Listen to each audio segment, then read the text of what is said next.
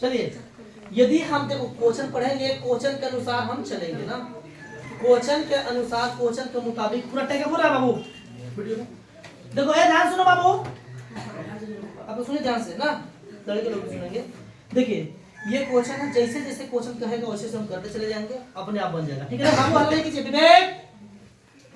एकदम देखिए यहाँ, यदि हम अंश में एक जोड़ दें तथा हर में से एक घटा दें, तो सबसे पहले अंश और हर पता रहेगा तभी तो हुआ, तभी जोड़े घटाएंगे। इसीलिए लिखेंगे हल में, मान लिया कि अंश बराबर x और हर बराबर y, तो भिन्न का हो जाएगा x बटा y होगा ना। चलिए ध्यान सुनिए, अब देखो क्या कहता है प्रश्न से, क्या कहता है, यदि हम अंश में एक जोड़ दे तो अंश ऊपर वाला को कहा जाता है, तो x प्लस 1 जोड़ दिए तथा हर में से एक घटा दे, नीचे वाला को हर में से एक घटा दिए, तो भिन्न एक में बदल जाता है बराबर 1/1। बटा में कुछ तो होना होगा ना। चलिए अब इस प्रकार के इक्वेशन तो नहीं रहता है, इक्वेशन इस प्रकार के तो नहीं रहता है, नॉर्मल रहता है।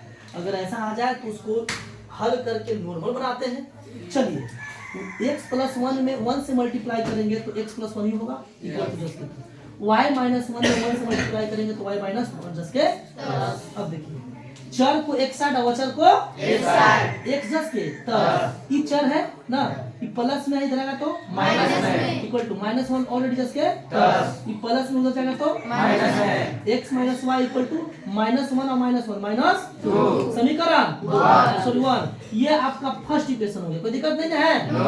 पुनः प्रश्न से जाएंगे, क्या कहता भाई, कहता है कि यदि हर में एक जोड़ दे, यदि हर में एक जोड़ दे तो अंश में जोड़ने के लिए कुछ नहीं कर रहा है, दैट मींस ऊपर में जोड़ने के लिए कुछ नहीं कर रहा है, तो ऊपर जस्ट के बटा हर में जोड़ने के लिए करता y प्लस 1, तो भिन्न 1/2 में बदल जाता है बराबर 1/2, क्रॉस मल्टीप्लाई करेंगे 2 में x है तो 2x इक्वल टू 1 में y प्लस 1 से तो y प्लस 1, चर को एक साइड और चर को एक साइड, तो देखिए 2x जस्ट के ये प्लस में इधर आया तो कच्ची में हो गया माइनस, ये अपना घर है बराबर 1 जस्ट के इक्वेशन 2। अब समीकरण 1 और समीकरण 2 से चलेंगे ना, x minus y equal to -2 समीकरण 1 था, 2x minus y equal to 1 समीकरण 2 था। हम बताएं बबुआ कि इस प्रकार के इक्वेशन को विलोपन विधि से सोल्व करने के लिए इक्वेशन 2 के x के गुणांक के साथ, इक्वेशन 2 के x के गुणांक से इक्वेशन 1 से मल्टीप्लाई कर देते हैं, और इक्वेशन 1 के x के गुणांक से इक्वेशन 2 को मल्टीप्लाई कर देते हैं। तो देखिए इक्वेशन 2 में x का गुणक का चाहिए 2 से मल्टीप्लाई कर दिया ना। अब इक्वेशन 1 के x का गुणक का चाहिए कुछ 1 छुपा हुआ ना, 1 से मल्टीप्लाई कर दिया, कोई दिक्कत है नहीं।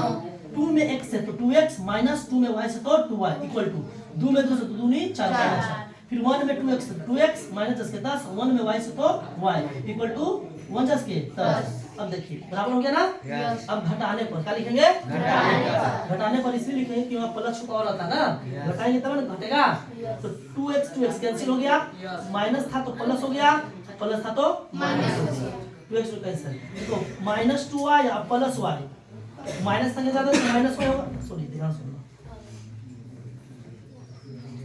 अच्छा हाँ ठीक है, देखो -2y है माइनस y प्लस y है, तो माइनस की संख्या ज्यादा इसलिए माइनस y इक्वल टू -4 और -1 -5, माइनस माइनस क्या हो गया कैंसिल, y बराबर 5। अब y की इस मान को समीकरण 1 में रख रहे, समीकरण 1 क्या है भाई, तो x माइनस y बराबर -2, x माइनस y बराबर -2, तो x minus y equal to -2, x जस के 10 माइनस 10 के 10, y का वैल्यू भी तुरंत निकालें कितना 5, तो 5 जस के 10 इक्वल टू -2 जस के 10। अब x का वैल्यू फाइंड करना, तो x जस के 10 -2 अपन जगह पर माइनस में है तो +5 हो गया, कोई दिक्कत नहीं। x इक्वल टू -2 + 5 3 आंसर, कोई दिक्कत। तो अब देखो x बराबर आया तुम्हारा 3 और y बराबर आया 5, तो भिन्न x बटा y ने था, x की जगह पर 5 लिख दिए और y की जगह पर 5, क्योंकि x का मान 3 आया और y का मान 5 आया, तो भिन्न में आएगा 3/5, यानी प्रॉब्लम, यही आपका आंसर हो गया, कोई दिक्कत नहीं है।